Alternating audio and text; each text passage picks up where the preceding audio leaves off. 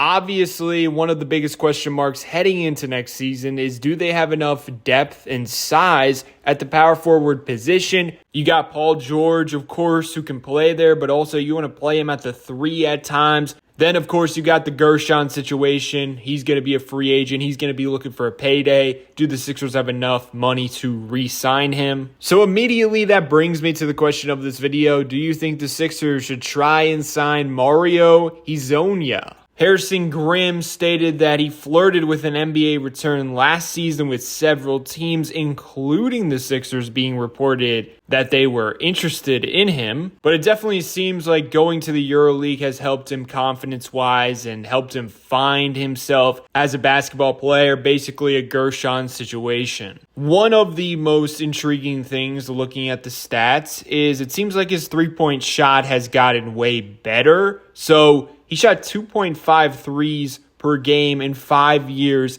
in the NBA, only 31.9%. And then in the EuroLeague and Liga ACB, he shot 6 threes per game in the EuroLeague, 31.5%. So still not a good percentage, but that volume is way up. And volume at times means more to me, to be honest. But also in the 30 games in the Liga ACB, he showcased that he can shoot 38.8% on 5.1 attempts per game. He was always a good downhill driver, really thrived in transition. He's listed at 6'9", 6'10" wingspan. Also was averaging above 5 rebounds per game in 26.9 minutes and also 24.2 minutes per game. So I definitely feel like the Sixers should at least be interested and talk to him, see if they can get him on a cheap contract, a prove-it deal, just like Gershon, and hopefully they can revive his NBA career, because I feel like he's an archetype that is missing on this Sixers team, just an extremely athletic power forward who can play above the rim, guard multiple positions,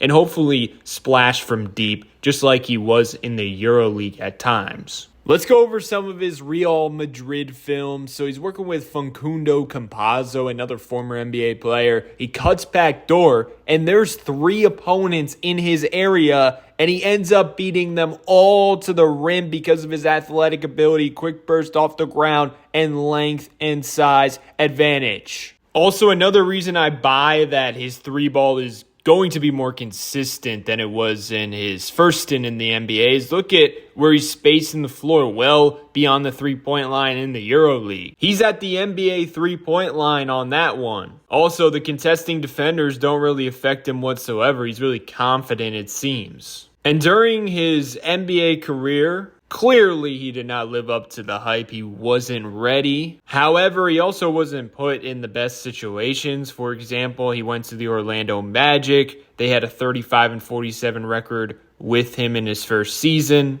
29-53 in the next one. And then in his last year in Orlando, 25-57. He goes to New York. Guess what? They're one of the worst teams in the league, 17-65.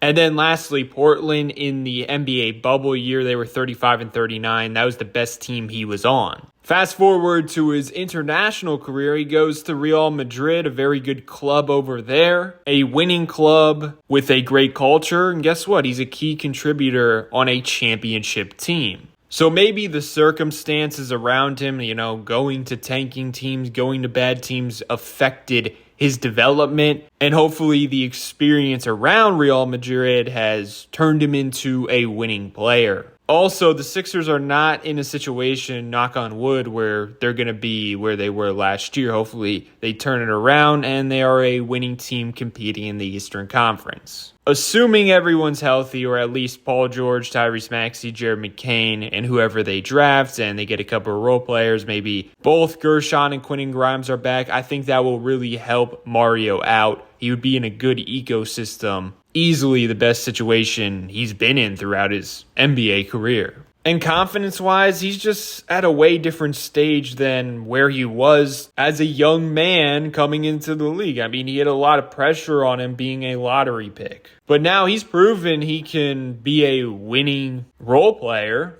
in the second best league in the world. And honestly, I think if you can thrive in the EuroLeague, there's definitely a place for you in the NBA. It might be in the back of the bench, but there's definitely a chance for you to find an avenue at being an impactful role player on an NBA team. Are you intrigued? Let me know your thoughts immediately in the comments section below.